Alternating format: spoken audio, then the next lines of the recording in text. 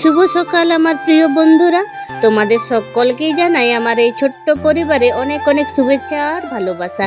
আশা করি তোমরা এই প্রকৃতির সৌন্দর্যে ভরা পৃথিবীতে, সেটা হোক না শহর, গ্রাম বা বিদেশ, যে যেখানেই আছো নিজ নিজ স্বপ্নের নিড়ে খুব ভালো আছো, সুস্থ আছো। সকল বন্ধুদের কাছে অনুরোধ, ভিডিওটি স্কিপ না করে সম্পূর্ণ দেখার জন্য। আশা করি তোমাদের খুব ভালো না লাগলেও খুব একটা খারাপ লাগবে না, এটা আমার মনে হয়। সম্পূর্ণ ভিডিওটি দেখার পর তোমাদের যদি মনে হয় যে ভিডিওটি ভালো হয়েছে বা আদিবাসী বউটি ব্লগটাকে সুন্দর করে তোলার চেষ্টা করছে, তাহলে আমার প্রিয় মিত্রগণ ভিডিওটিতে একটা লাইক করে দিও। বিশ্বাস করো, তোমাদের একটা লাইক আমার মনে অনেক অনেক সাহস যোগায় পরবর্তী ভিডিও তৈরি করার ক্ষেত্রে।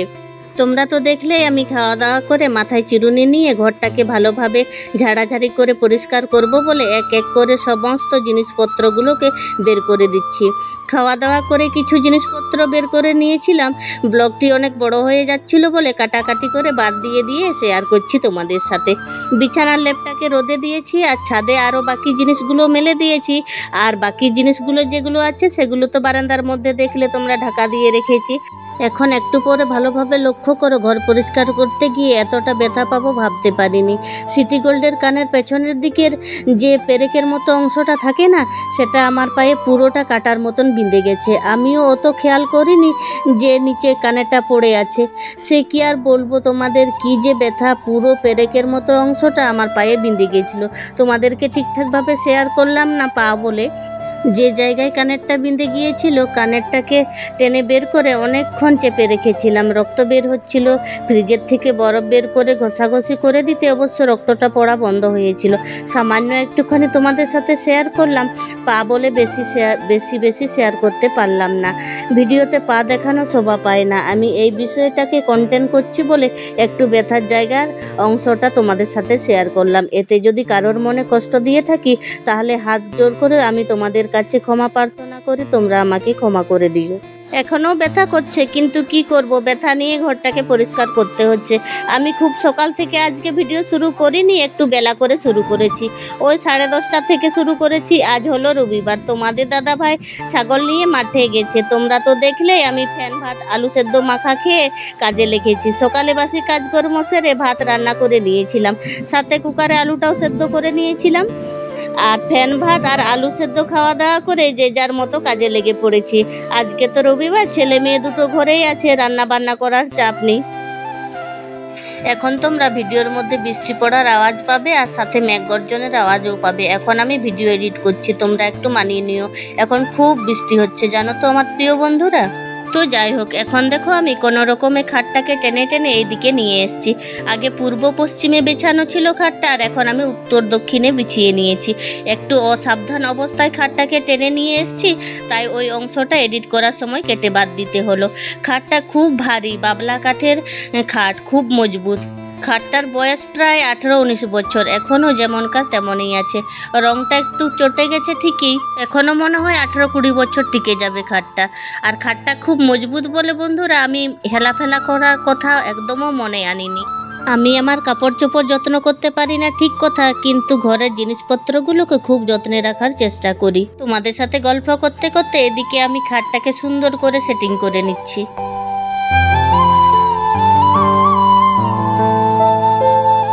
খাটটা সেটিং করে দেওয়ার পরে ড্রেসিং টেবিলটা একটু রং করে নিচ্ছি। সেই যে রান্নাঘর রং করেছিলাম, সেই রং একটু ছিলই। ভাবলাম রং তো আছে, ড্রেসিং টেবিলের রংটা একটু চটে গেছে, দেখতে একদমই খারাপ লাগছে। তাই দেখো এখন আমি রং করে নিচ্ছি, একটু হলেও সুন্দর লাগবে। জানো তো আমার প্রিয় বন্ধুরা, আমি যে কোনো কাজ একবার যদি করতে আরম্ভ করি, সেটা শেষ না হলে মোটামুটি ছাড়ি না। তাতে দিন শেষ হচ্ছে না রাত হচ্ছে, খেয়াল থাকে না একদমই। এই জন্য তোমাদের দাদা ভাইয়ের কাছ থেকে আমাকে বকাও খেতে হয় মাঝে মধ্যে। তোমাদের দাদা ভাই আমাকে বলে, কাজগুলো করতে হবে বলে দিনে রাত এক করে করতে হবে নাকি? কাজটা যদি শেষ না হয় পরের দিন করবে। কিন্তু কি বলো তো বন্ধুরা, আমি এতটাই মন দিয়ে কাজগুলো করার চেষ্টা করি। আজকেই যেমন ধরো না, কাজ করতে করতে কখন যে অবেলা হয়ে গেছে বুঝতেই পারিনি। আর আমি কিন্তু জানি যে আমাকে এই সমস্ত কাজ করতে হবে, এই জন্য মন দিয়ে করার চেষ্টা করি, তাতে দিন হোক আর রাত হোক। বন্ধুরা, আমি তোমাদের সামনে অনেকক্ষণ পর আসলাম। তোমরা তো বুঝতেই পারছো আজকে সারাদিনে আমি কত ব্যস্ত আছি। কোনো রকমের ড্রেসিং টেবিলটা রং করে ফেলেছি, আর এইবারে ঘরটাকে গোছানোর বাগানোর পালা। আর তোমরা তো বুঝতেই পারছো আমি একা হাতে করছি বলে অনেকটাই দেরি হয়ে গেল, এখন 2:30টার মতন বাজে। আর এই যে পালঙ্কটা দেখছো তোমরা, আমি কিন্তু একা হাতে টেনে টেনে এই দিকটাই সরালাম। তো বন্ধুরা এবারে গুছিয়ে বাগিয়ে নি ঘরটাকে, তোমরা কিন্তু সঙ্গে থাকো। চলো এবার বিছানাটা সুন্দর করে টান টান করে পেতে নিই। ঘরে সৌন্দর্য বাড়ায় কিন্তু এই বিছানা চাদর যদি টান টান করে পাতা থাকে। আর দেখবে বিছানাটা যদি সুন্দর পরিপাটি করে থাকে তাহলে দেখতেও ভালো লাগে। আর যদিও ছোট ছোট ছেলে মেয়ে যাদের আছে তাদের কখনোই সম্ভব না সাজানো গোছানো করে রাখা, আমারগুলো একটু বড় হয়েছে বলে বিছানাটা কিছু সময়ের জন্য একটু পরিপাটি করে থাকে। তো যাই হোক, দেখো তোমাদের সঙ্গে কথা বলতে বলতে আমার বিছানা পাতাও হয়ে গেছে আর বাকি জিনিসগুলো ঘরে তোলাও হয়ে গেছে, সেগুলো আর তোমাদের সঙ্গে শেয়ার করতে পারলাম না। আর তোমরা একটু আগে লক্ষ্য করলেই তো এখন কটা বাজে, এখন বাজে 5টা। এখনও কিন্তু আমার চান টান খাওয়া দাওয়া কিছুই হয়নি। আর দুপুরবেলা কিন্তু মেয়ে রান্না করেছিল খিচুড়ি। মেয়ে বলছে মা এত গরমে আমি রান্না করতে পারবো না। আমি বললাম ঠিক আছে, সমস্ত সবজি কাটাকাটি করে চাল ডাল ধুয়ে খিচুড়ি বসিয়ে দাও। মেয়ে তাই করে নিয়েছে আর সবাই কিন্তু খেয়েও নিয়েছে। আমি এখনও কিছুই খাইনি, সেই যে তখন ফ্যান ভাত একটু খেয়েছিলাম। আমার খিচুড়ি খেতে একদমই ভালো লাগে না বলে আমি খিচুড়িটা খাইনি। আর এখন আমার খুব খিদে পাচ্ছে, কখন যে এতটা বেলা নেমে গেছে আমি কিন্তু বুঝতে পারিনি। আজকে তো সারাদিন ঘরের মধ্যে কাজকর্ম করছি, আর কখন যে বেলা নেমে গেল এতটা ঘরের মধ্যে কিছুই বোঝা যায়নি। আর দেখো তোমাদের সঙ্গে কথা বলতে বলতে আমি পুরো ঘরটাকে মোছামুছি করে নিচ্ছি এখন। আজকে আমি ঘরের এত জিনিস গোছাতে বাগাতে হিমশিম খেয়ে গেছিলাম। সব কিছু একা হাতে করলাম। তোমাদের দাদা ভাই ছাগল চড়িয়ে এসে চান খাওয়া দাওয়া করে ঘুমিয়ে পড়েছে। তোমাদের দাদা ভাইয়ের শরীরটা খুব একটা ভালো নেই, তাই আর আমি তোমাদের দাদা ভাইকে একবারও বলিনি যে আমাকে একটু সাহায্য করো বলে। এখন চান করে আসলাম গো বন্ধুরা, এখন 6টা বাজে। আর এই যে ছেলে পড়তে বসেছে, আমি চান করে এসে সন্ধে দিয়ে দিলাম, তারপরে এখন আমি ভাত বসাবো। তোমরা কিন্তু সঙ্গে থাকো, চলো। এখন দেখো আমি জল গরম হয়ে গেছে, চাল ধুয়ে নিয়ে এসেছি কলতলা থেকে। এখন আমি হাঁড়ির মধ্যে দিয়ে দিচ্ছি চালটা, অল্প করে রান্না করছি। ও তখনের খিচুড়ি ভাত আছে, ওইগুলো ছেলে মেয়েরা খাওয়া দাওয়া করে নেবে, আর তোমাদের দাদা ভাই আর আমি ভাত খাবো। আমার অনেক বন্ধুরাই জানো আমি রাত্রে আগে ভাত খেতাম না, হালকা খাবার খেয়ে ঘুমিয়ে যেতাম। এখন বেশ কিছুদিন হলো ওষুধ খাচ্ছি বলে রাত্রেবেলা অল্প করে ভাত খেতে হচ্ছে।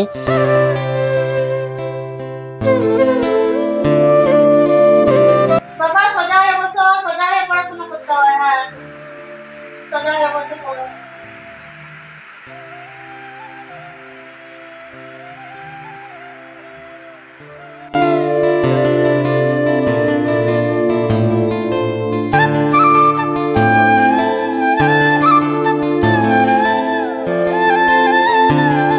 এদিকে আমি রান্নাঘরে ভাত বসিয়ে দিয়ে এসে এখন আমি সবজি কাটাকাটি করে নিচ্ছি। ঝিঙ্গে টমেটো আলু দিয়ে একটাই তরকারি করব। আমার খুব খিদে পেয়েছে, সেই কখন 10টার দিকে সকালে ভাত খেয়েছি, আর এখন 6:30টার মতন বাজতে গেল। আমার মেয়েটা সাইডে বসে খিচুড়ি ভাত খাচ্ছে, আমি ওর সঙ্গে গল্প করছি আর হাসাহাসি করছি। আর ছেলে দেখো ঘরের মধ্যে খাটের উপরে বসে বসে পড়াশোনা করছে। আর আমি সবজি পাতিটা একটু তাড়াতাড়ি করে কেটে নিই, চলো।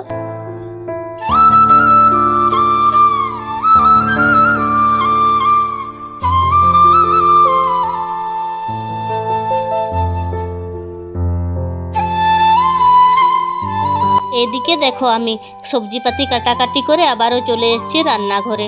খলার মধ্যে তেলটা ঢেলে নিয়েছি, আর আমি তাড়াহুড়ো করে রান্না করছি বলে দেখো তেলটা গরম হয়নি, তার আগে পাঁচফোড়ন দিয়ে দিয়েছি। আর এখন দেখো সবজিগুলো দিয়ে একটু নাড়াচাড়া করে নিচ্ছি। এই যে তোমরা খলার সামনে মোটা কাগজের পেটিটা দেখছো, আমি তোমাদের দাদা ভাইকে বলে দোকান থেকে বিস্কুটের পেটি আনিয়েছি এখানে দেবো বলে। কেন বলো তো দিয়েছি? এই জন্যই দিয়েছি যাতে তেলের মশলার ছেটাটা দেওয়ালে না লাগে, লাগলে এই পেটির মধ্যেই লাগবে। এখন দেখো আমি খাওয়া দাওয়া করে বিছানাতে চলে এসেছি। খাওয়া দাওয়া তোমাদের সাথে শেয়ার করতে পারিনি, সেই সময় ছোট ননদ ফোন করেছিল। খাওয়া দাওয়া করতে করতে ওর সাথে গল্প করছিলাম, অনেকক্ষণ গল্প করেছি। তো যাই হোক, তোমাদের সকলকে অসংখ্য অসংখ্য ধন্যবাদ জানিয়ে ভিডিওটা আমি এখানেই শেষ করছি। ভিডিওর শেষে তোমাদের কাছে আবারও অনুরোধ জানাই, যে সকল বন্ধুরা এখনও আমার পরিবারের সদস্য হওনি, পরিবারের সদস্য হয়ে পাশে থাকার জন্য। তোমরা সকলেই খুব ভালো থেকো, সুস্থ থেকো। আবারও দেখা হবে অন্য কোনো ভিডিওতে। দেখো ছেলে রাগ করে ঘরের এক কোনায় দাঁড়িয়ে আছে, আমি ওকে ডাকাডাকি করছি। ছেলে মেয়েরা একসঙ্গে পড়াশোনা করছিল তো একটা বিছানার মধ্যে, তাই ওদের ঝগড়াটা বেঁধেছে।